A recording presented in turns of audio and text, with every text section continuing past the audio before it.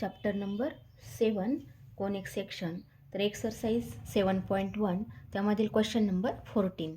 तर 14 पहा, find the equation of tangent to the parabola number first y² equal to 12x from the point 25 आणि second पण equation example आहे y² equal to 36x from the point 29. तर याचं solution पहा कसं लिहिता येईल आपल्याला.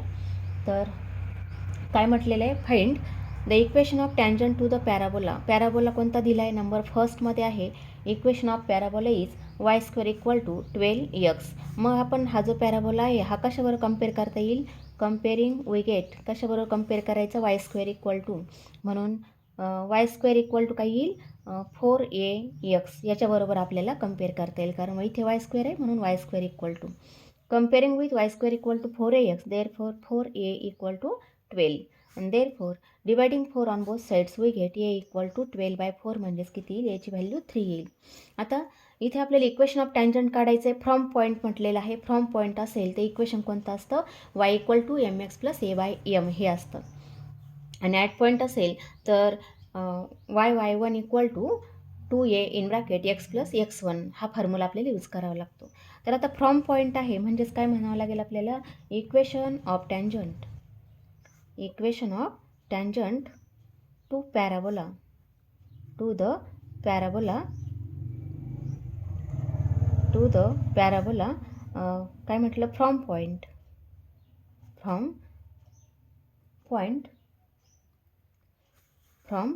P इज, तर इक्वेशन काय असतं, y equal to mx plus a by m हा फॉर्म्युला आपल्याला ह्या ठिकाणी माहीत आहे. आणि पॅराबोला कोणता असतो, y² इक्वल टू 4ax हा पॅराबोला असेल तर आपल्याला इक्वेशन ऑफ टँजंट हे माहिती आहे. मग आता equation of tangent to parabola आहे y² इक्वल टू 12x. मग याचं इक्वेशन ऑफ टँजंट काय मिळेल, मग y equal to mx plus a by m. आता याची व्हॅल्यू किती टाकायची आहे, इथे याची व्हॅल्यू 3 आली म्हणजेच 3 बाय m. देअरफॉर आता ही जी टँजंट लाईन आहे ही कोणत्या पॉईंटमधून पास होते, 2, 5 मधून, म्हणजेच दिस लाईन पासेस थ्रू ही जी लाईन आहे ही कोणत्या पॉईंटमधून जाते, मग passes through the point in bracket 2, 5. Therefore म्हणजे हा पॉईंट याचा टँजंट लाईनचा काय झाला, लोकस पॉईंट. म्हणजेच अशा फॉर्ममध्ये जर आपण डायग्राम ड्रॉ केली, हा काय आहे, पॅराबोला आहे, इथे याचा फोकस आहे. आणखी काय म्हटलं, tangent line passes through the point. Tangent तर आहे पण ती ह्या पॉईंटमधून पास होते. पहा कोणता पॉईंट दिलेला आहे, आता इथे दोन्ही पॉझिटिव्ह आहे म्हणजे हा फर्स्ट क्वाड्रंटमध्ये असेल, तर पॉईंट आहे 2, 5. आता ही टँजंट लाईन ह्या पॉईंटमधून पास होते, म्हणजेच हा पॉईंट ह्या लाईनचा काय झाला, लोकस पॉईंट झाला. म्हणजेच काय म्हणता येईल आपल्याला, put y equal to 5 and x equal to 2. Therefore 5 equal to 2x plus 3 by m. Therefore multiplying m on both sides we get 5m equal to 2xm plus 3. Therefore इथे काय राहिलं, 2 ची व्हॅल्यू 2 टाकली, ती m पाहिजे होता, म्हणजेच किती होईल, m² होईल. m मल्टिप्लाय m म्हणजे m². Therefore 2m² minus 5m plus 3 equal to 0 is quadratic equation in m. आता हे क्वाड्रॅटिक इक्वेशन आहे, मग याचे फॅक्टर्स कसे पाडायचे आहे, मल्टिप्लिकेशन 6 आणि ॲडिशन -5. मग असे कोणते नंबर आहे, 3 आणि -2, -3 आणि -2, म्हणजेच -3 -2चा प्रॉडक्ट किती येईल, 6 येईल.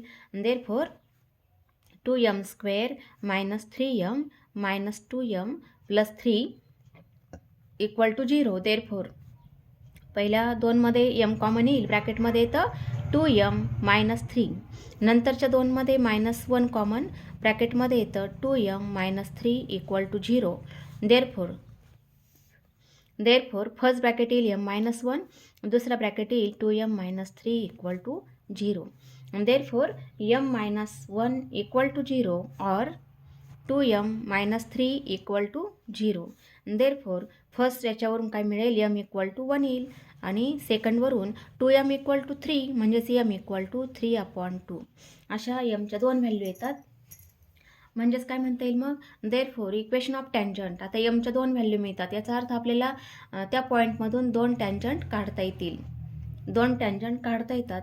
मग 2 टँजंट कोणत्या फॉर्ममध्ये येईल पहा, यमची व्हॅल्यू 1 टाकायची ह्या इक्वेशनमध्ये, पुट यम इक्वल टू 1, याला इक्वेशन नंबर 1 लिहू आपण, put this values in first, put in first. मग फर्स्टमध्ये टाकलं तर y equal to M X, आता यमची व्हॅल्यू 1 आहे, 1 multiply x plus 3/m.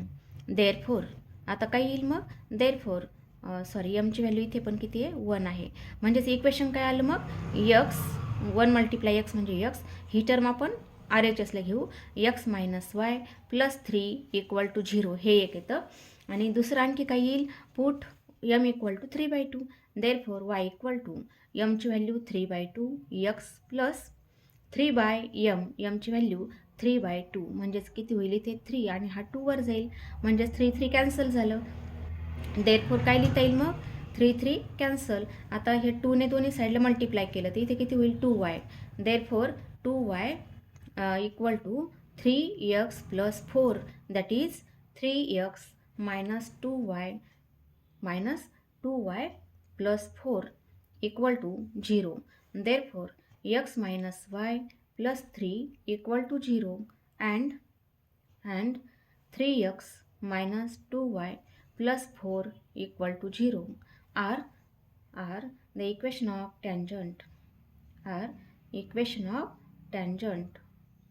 to parabola y square equal to 12x from the point to 5. अशा पद्धतीने आपल्याला याचं सोल्युशन लिहिता येतं. आता आपण यामध्येच नंबर सेकंड आहे तो पहा, सेकंड सॉल्व करू आपण. इक्वेशन ऑफ पॅराबोला सेकंड पहा इथे आहे, equation of tangent to parabola काढायचं आहे. वाय स्क्वेअर इक्वल टू काय दिलेलं आहे, 36x दिलेला आहे, is the equation of parabola. This parabola comparing with मग हा कशाबरोबर कम्पेअर करता येईल पहा, comparing with Y square equal to 4ax. Therefore 4a ची व्हॅल्यू किती मग, 36, 4a equal to 36. Therefore a equal to 36/4 म्हणजेच किती येतं, 9 येतं. त्यानंतर equation of tangent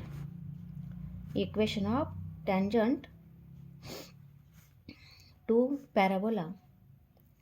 the parabola y square equal to 4ax from the point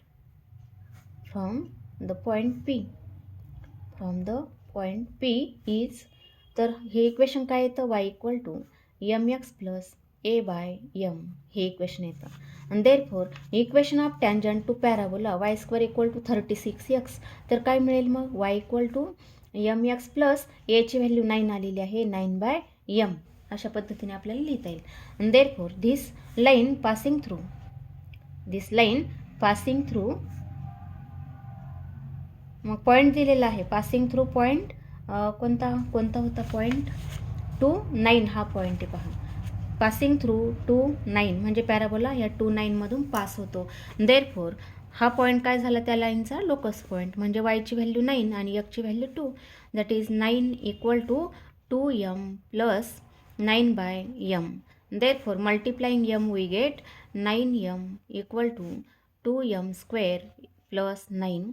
therefore 2m square minus 9m plus 9 equal to 0.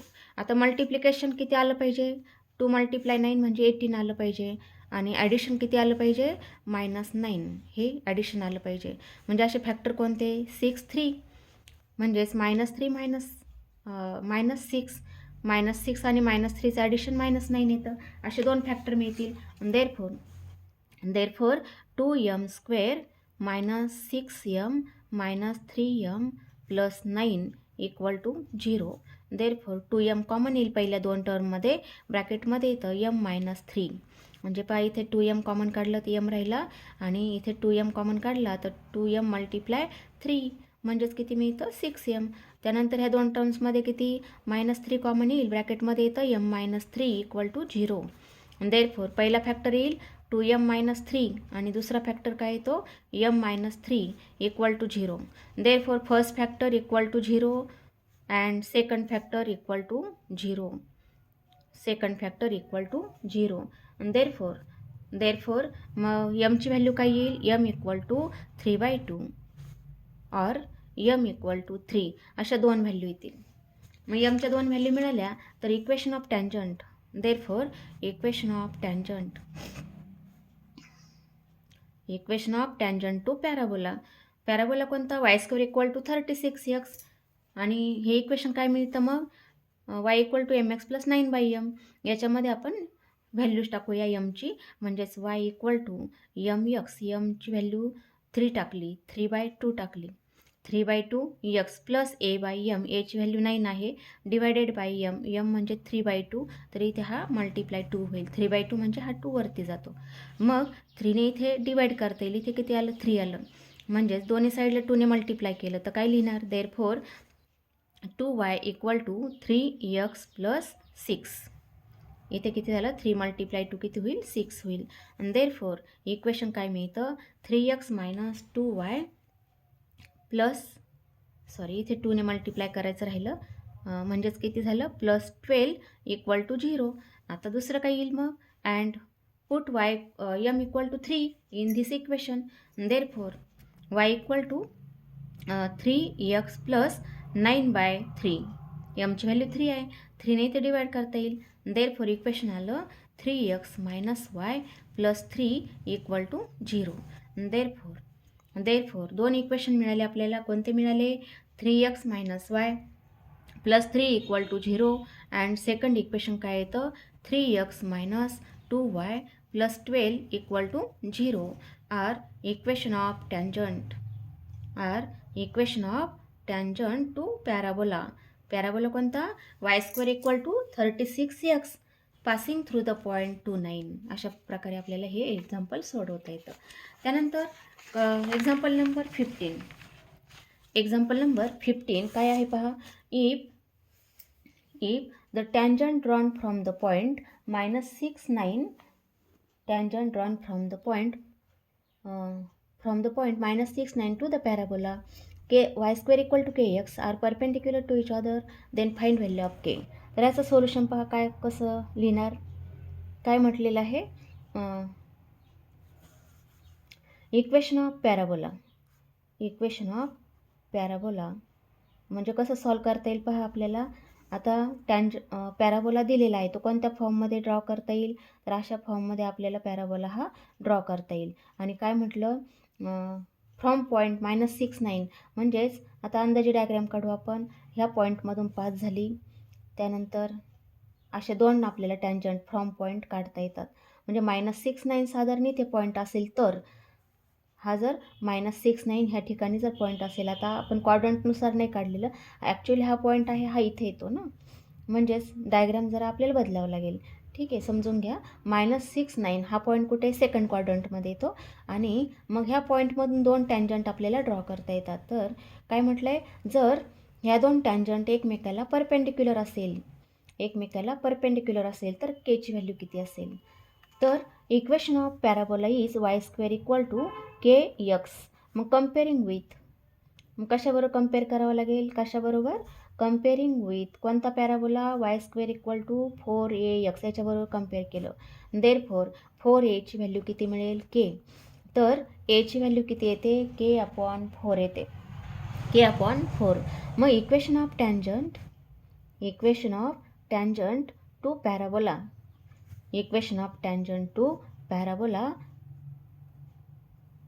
y square equal to 4ax from point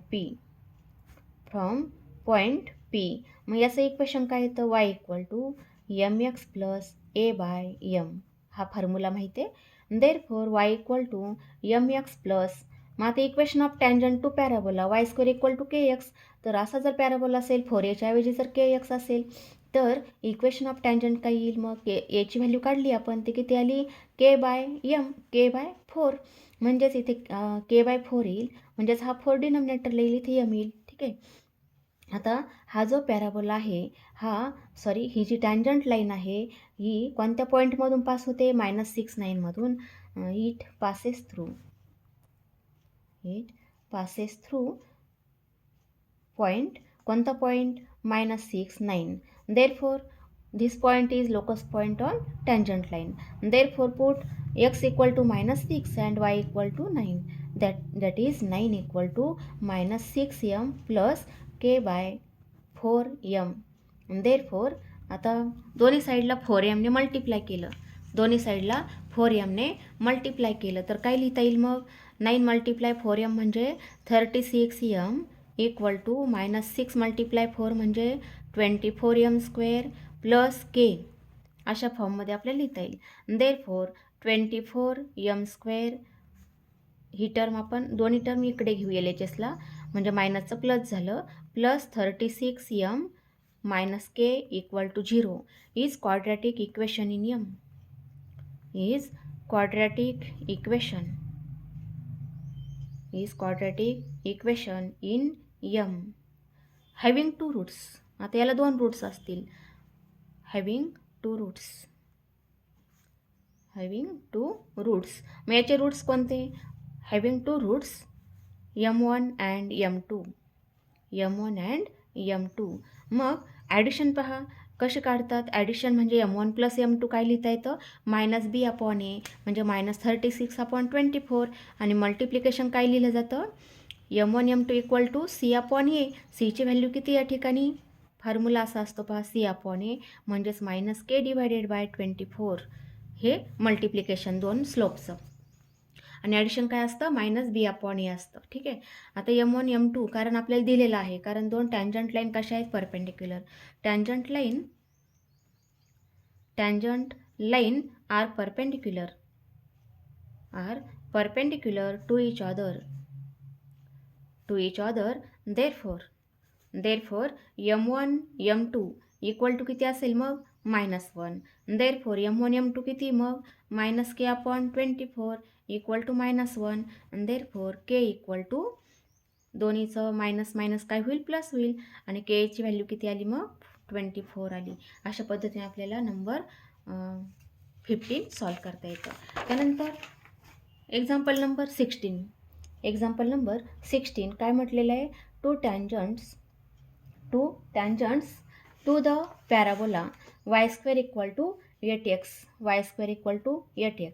meet the tangent at the vertex in the point P and Q. आता आपण याची diagram काढून पाहू. Diagram काढली तर आपल्याला solution लिहायला सोपं जातं.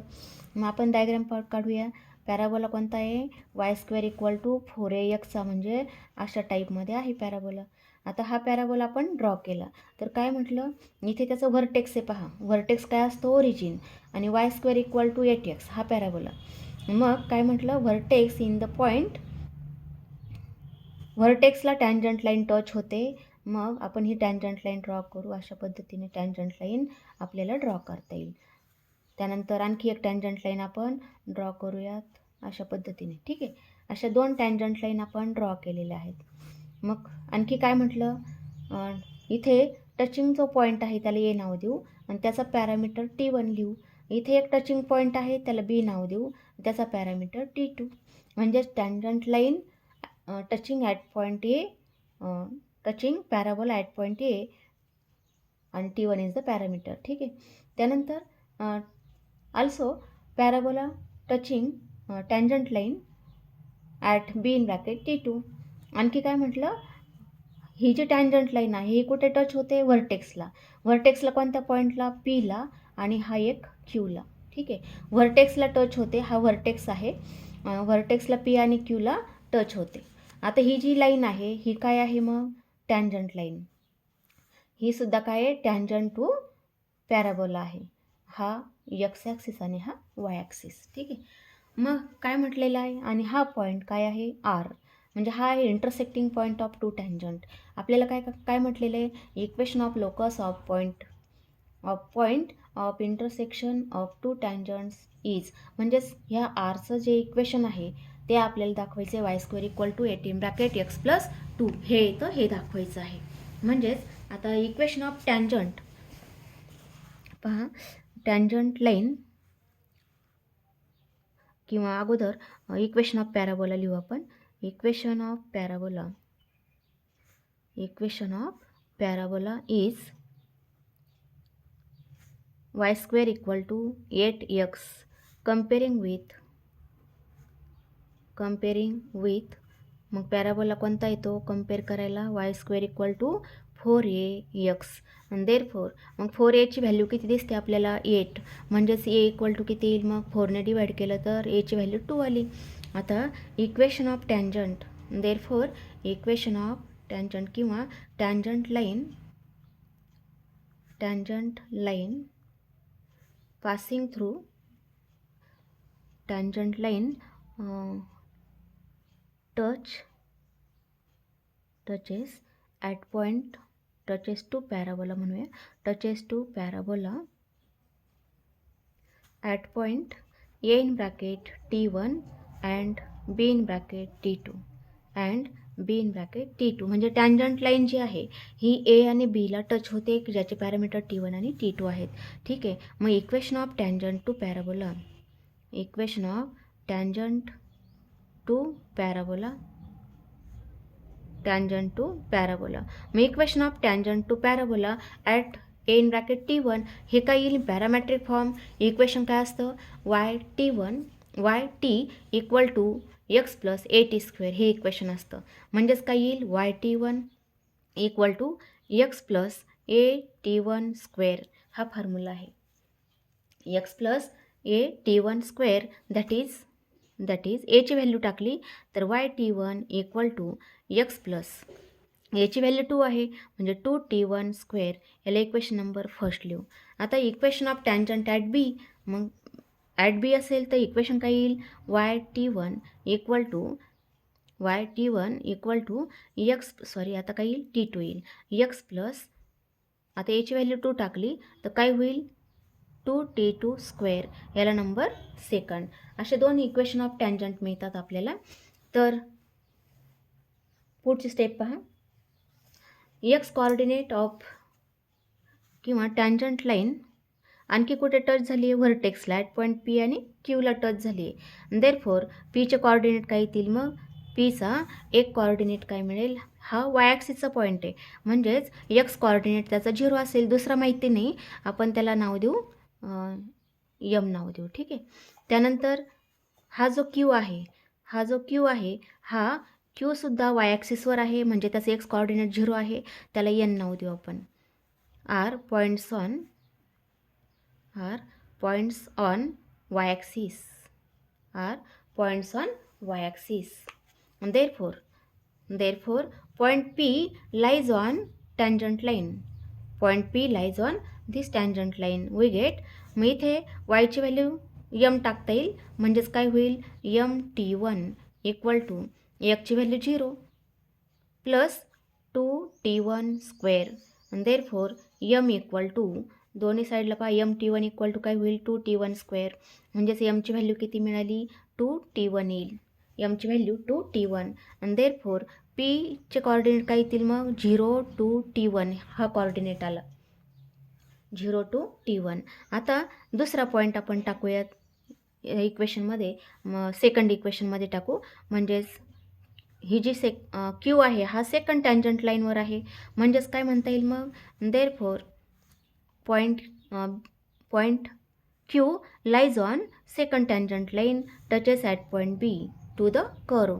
आणि देअरफॉर इथे काय होईल मग nt2 = x ची value 0 plus 2t2². Therefore n आता इथे दोन्ही साईडला t2 कॅन्सल होईल, किती आलं 2t2 आलं. Therefore Q having coordinate 0 to t2, असे हे p आणि q मिळालं आपल्याला. आणि हे जे लेंथ आहे लेंथ pq किती मिळेल मग length pq by using distance formula = किंवा असं जरी काढलं तरी चालतं. इथे पहा पीचे कोऑर्डिनेट काय आले 0 to t1 म्हणजे ओरिजिनपासून पीपर्यंत डिस्टन्स 2t1 आहे. त्यानंतर क्यूचे कोऑर्डिनेट आहे 2t2 म्हणजे ओरिजिनपासून क्यूपर्यंत डिस्टन्स आहे 2t2 म्हणजेच काय मिळेल 2t1 किंवा फॉर्म्युला पाहू आपण, डिस्टन्स फॉर्म्युला यूज करू डायरेक्टली 0 - 0 ब्रॅकेट², त्यानंतर 2t1 - 2t2 ब्रॅकेट². Therefore = 2 multiply t1 - t2 ब्रॅकेट². याचं स्क्वेअर रूट काढलं आपण तर फक्त 2 कॉमन काढला, 2 × to multiply T1 minus T2. आता हे काय आहे, डिस्टन्स आहे, म्हणजे त्याला आपण मॉड टाकूया. म्हणजेच इथे मॉड टाकलं आपण, दोन्ही साईडला मॉड टाकलं, याचं स्क्वेअर रूट काढलं, मॉड टाकलं, म्हणजेच काय मिळेल मग आपल्याला. देअरफॉर पुन्हा पहा, 2T1 minus 2T bracket square आहे, म्हणजे फक्त स्क्वेअर रूट कॅन्सल झालं, किती राहिलं 2T1 मायनस 2T2 एवढंच येईल. आणि मग टू कॉमन काढलं तर ब्रॅकेटमध्ये किती आलं T1 मायनस T2. आणि हे जे लेंथ आहे, लेंथ नेहमी पॉझिटिव्ह असतं, म्हणून काय केलं आपण मॉड टाकलं, समजलं. त्यानंतर therefore length PQ is 4 is given. आणखी किती दिलेलं आहे पहा, लेंथ PQ इज 4, म्हणजेच इथे किती म्हटलं 4. Length PQ equal to 4 is given ही दिलेली होती. म्हणजेच T1 minus T2 equal to किती लिहिता येईल, 2 लिहिता येईल. आणि therefore T1 minus T2 bracket square equal to किती मिळालं, 4 मिळालं. मग याला इक्वेशन नंबर 2 झालं, याला नंबर 3 लिहू, इक्वेशन नंबर 3. आता पुढची स्टेप पहा. पुढची स्टेप आपल्याला काय लिहिता येईल, are in bracket x1 y1 is intersecting point. हा आर काय होता, हा इंटरसेक्टिंग पॉईंट होता, पी ह्या टँजंट लाईनचा आणि ह्या टँजंट लाईनचा हा इंटरसेक्टिंग पॉईंट आहे. म्हणजेच R is intersecting point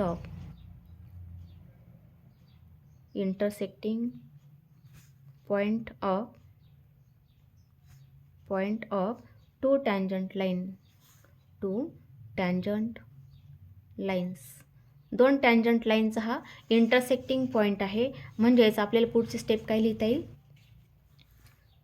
therefore this point R lies on two tangent, lies on हा जो पॉईंट आहे आर ह्या पण लाईनवर आहे आणि ह्या सुद्धा लाईनवर आहे.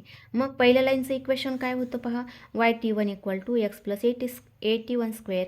मग आर हा काय झाला, याचं लोकस पॉईंट. मग लोकसचं इक्वेशन काय लिहिता येईल आपल्याला, Y1T1 equal to x1 plus 81 square असं लिहिता येईल.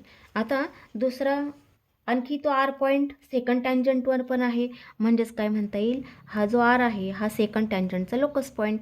म्हणजेच Y1T2 equal to x1 plus AT2 square अशा फॉर्ममध्ये आपल्याला हे इक्वेशन लिहिता येतील. आता हे दोन इक्वेशन सॉल्व केले तर आपल्याला x1 आणि y1ची व्हॅल्यू आपल्याला काढायची आहेत. सॉल्विंग धीस टू इक्वेशन्स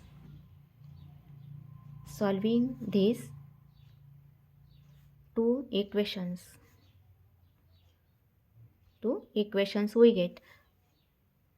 दोन इक्वेशन सोडवायचे आहेत, मग सबट्रॅक्ट केलं, दोन इक्वेशन सबट्रॅक्ट केले तर x1 इथे कॅन्सल होतो. म्हणजेच काय म्हणता येईल, y1 कॉमन येईल आणि ब्रॅकेटमध्ये येतं T1 मायनस T2. सबट्रॅक्ट केले दोन्ही इक्वेशन, इक्वल टू काय येतं, a कॉमन येईल, ब्रॅकेटमध्ये येतं T1 square minus T2 square येईल. Therefore equal to a in bracket T1 square minus T2 square, याचे फॅक्टर्स काय येतात, T1 मायनस T2, सेकंड येईल T1 प्लस T2 हा फॅक्टर येईल. दोन्ही साईडला T1 मायनस T2 आहे, कॅन्सल होईल. म्हणजेच y1 equal to a in bracket T1 plus T2 ही y1ची व्हॅल्यू मिळते. y1 equal to 2 in bracket T1 plus T2, याला नंबर 4 लिहूयात. त्यानंतर पुढची स्टेप पहा, 2 मल्टिप्लाय एची व्हॅल्यू, इथे एची व्हॅल्यू किती होती, 2 होती. Therefore y1 equal to 2 multiply T1 plus T2, कारण पॅराबोला कोणता होता, y² इक्वल टू 8x, म्हणून एची व्हॅल्यू 2 आली होती. इथे आपण काय केलं, एची व्हॅल्यू 2 टाकली. म्हणजेच therefore 2 multiply T1 plus T2, काय केलं आपण, दोन्ही साईडला T1ने मल्टिप्लाय करूयात. म्हणजेच T1ने मल्टिप्लाय केलं, इथे किती आलं मग y1 T1 होईल. देअरफॉर आता y1 T1ची व्हॅल्यू पहा किती होती, y1 T1 इथे आहे पहा, y1 T1 किती होते, x1 plus 80 square. Therefore x1 plus 8T1 square ही व्हॅल्यू आलेली आहे. आणि ह्या साईडला किती होईल, 2T1 प्लस स्क्वेअर होईल प्लस 2T1 T2 अशी व्हॅल्यू लिहिता येईल. देअरफॉर आता इथे एची व्हॅल्यू किती आहे, 2 आहे. दोन्ही साईडला 2T1 स्क्वेअर आहे, कॅन्सल झालं. म्हणजेच x1ची व्हॅल्यू किती आली, मग x1 equal to 2T1 T2 ही x1ची व्हॅल्यू, याला नंबर 5 लिहू. आता x1 y1 मिळाला, म्हणजेच पॉईंट P इन ब्रॅकेट, पीचे कोऑर्डिनेट काय आले, मग 2t1 t2 आणि y1 किती आला 2 + t2 हा पॉईंट आपल्याला ह्या ठिकाणी मिळतो. Is the coordinate of point R, म्हणजे आरचे कोऑर्डिनेट ह्या ठिकाणी मिळतात. त्यानंतर आपल्याला आता आणखी इक्वेशन मिळवायचं आहे, इक्वेशन ऑफ लोकस मिळवायचं आहे. To find the equation of locus of R. therefore from equation आता कोणते इक्वेशन पहा. फ्रॉम इक्वेशन 3 म्हणजे हे इक्वेशन, 4 म्हणजे कोणतं हे पहा, हे y1ची व्हॅल्यू आणि 5.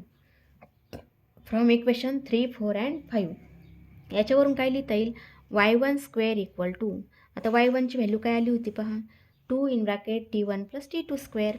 therefore y1² 2चा स्क्वेअर 4 आणि t1 + t2² हा येईल. याचा स्क्वेअर केला आपण, दोन्ही साईडचा स्क्वेअर केला. ठीक आहे.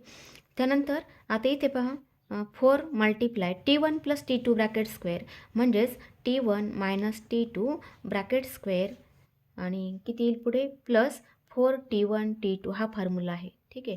म्हणजेच t1² याचा स्क्वेअर काय होतं, t1² + t2² - 2t1 t2 आणि -2t1 t2 + 4t1 t2 म्हणजेच किती आलं, दोन्ही मिळून 2 आलं, 2t1 t2 आणि हा कशा स्क्वेअर येतो, t1 + t2चा स्क्वेअर येतो. therefore = 4 × t1 - t2 ही व्हॅल्यू आपण किती काढली होती, इथे आहे पहा, t1 - t2 = 2 म्हणजेच याचा स्क्वेअर केला तो 4 आलेला आहे.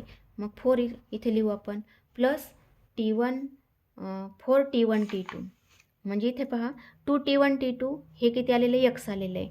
म्हणजेच 4t1 t2 किती होईल, 2x1 होईल, 2x1 that is equal to 4 × किंवा 4 × 2 8x1 + 4 × 4 16 that is equal to 8 common येईल, ब्रॅकेटमध्ये आलं x1 + 2 is the equation of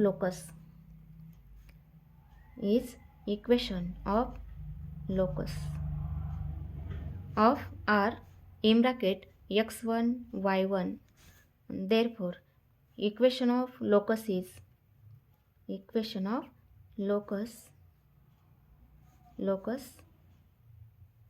of R in bracket x1 y1. आता हा पॉईंट काढून काय लिहिता येईल मग, y² = 8 in bracket x + 2 ह्या फॉर्ममध्ये इक्वेशन ऑफ लोकस मिळेल. Is the equation of locus. अशा पद्धतीने एक्झाम्पल नंबर 16 आपल्याला सॉल्व करता येईल. त्यानंतर एक्झाम्पल नंबर 17 पहा. एक्झाम्पल नंबर 17 काय म्हटलेलं आहे, 17 find equation of common tangent to parabola. Equation of common tangent to parabola. तर याचं कॉमन टँजंटचं इक्वेशन कसं काढायचं, हे अशा टाईपचं एक्झाम्पल 4 मार्काला बोर्ड एक्झामला विचारलं जातं. तर find equation of common tangent to parabola. तर पहिलं आहे y² = 4x म्हणजे y² = 4ax अशा फॉर्ममध्ये आपल्याला डायग्राम ड्रॉ करता येईल. त्यानंतर सेकंड आहे x² = 4by मग तो पॅराबोला अशा टाईपमध्ये आपल्याला ड्रॉ करता येईल. ठीक आहे. असे 2 पॅराबोला आपण ड्रॉ केलेले आहेत. Find equation of common tangent म्हणजे इथून जाणारी आणि ह्या पॅराबोलाला पण टच होणारी अशी ही टँजंट लाईन, याचं आपल्याला इक्वेशन काढायचं आहे. ठीक आहे. हे इक्वेशन ऑफ टँजंट आपल्याला काढायचं आहे. मग ते कसं काढायचं पहा. हा इथे काय ओरिजिन आहे, हा पॅराबोला कोणता आहे, y² = 4x आणि हा जो आहे हा आहे x² = 32y. हा असे 2 पॅराबोला आपण ड्रॉ केलेले आहेत आणि त्याचे हे टँजंट लाईन इथे ॲट पॉईंट P म्हणूया आणि ही ॲट पॉईंट Q. तर आपल्याला ह्या टँजंटचं इक्वेशन काढायचं आहे, कॉमन टँजंटचं. मग याचं सोल्युशन पहा. y² = 4x is the equation of parabola. Equation of parabola is y² = 4x comparing with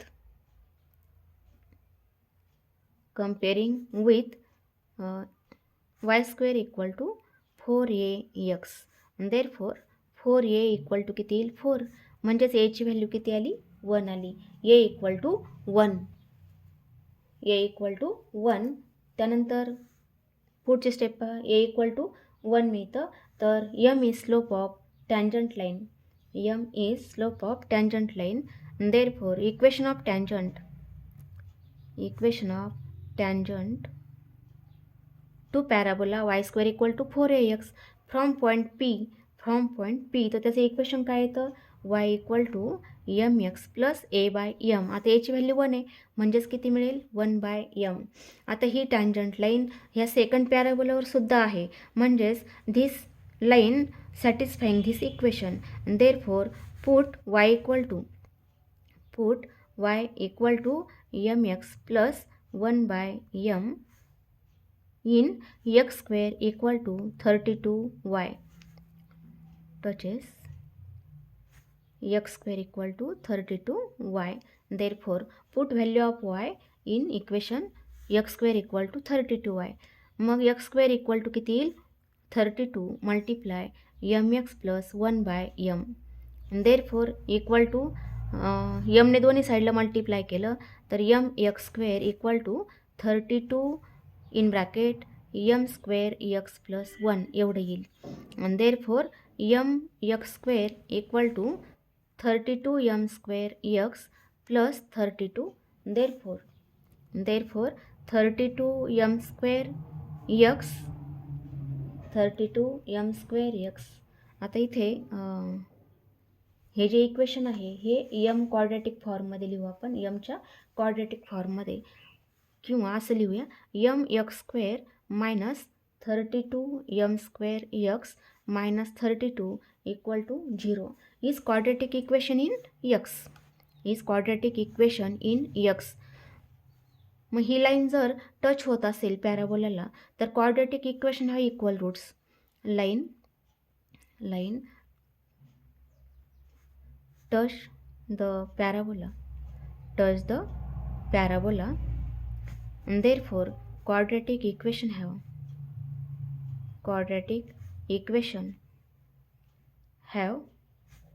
equal roots.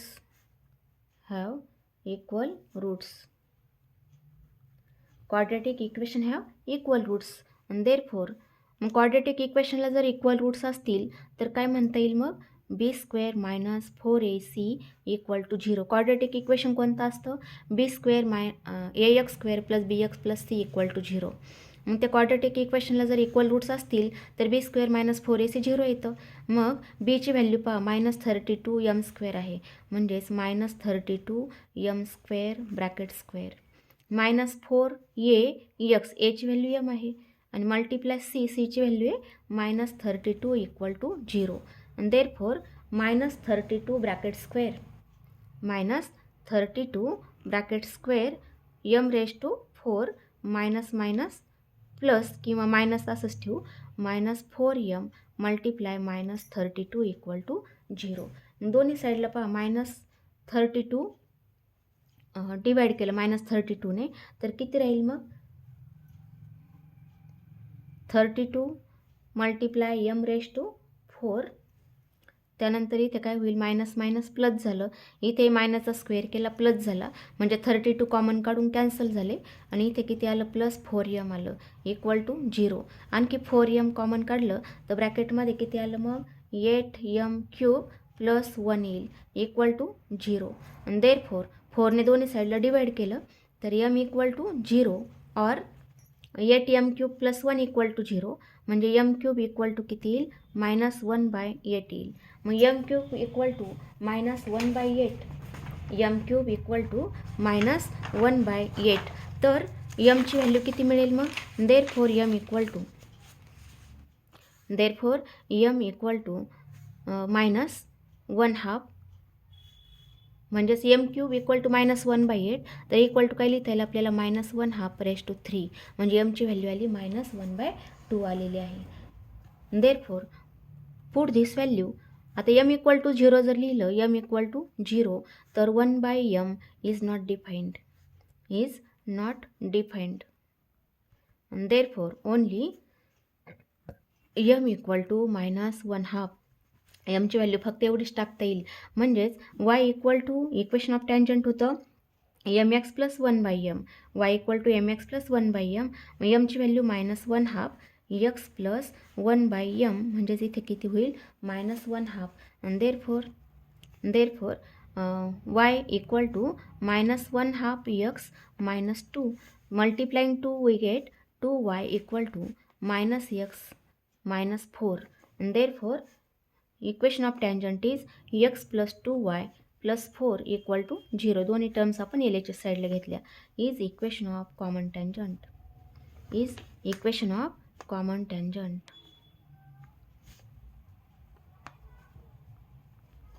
Common tangent to parabola x square equal to 32y and y square equal to 4x. अशा पद्धतीने आपल्याला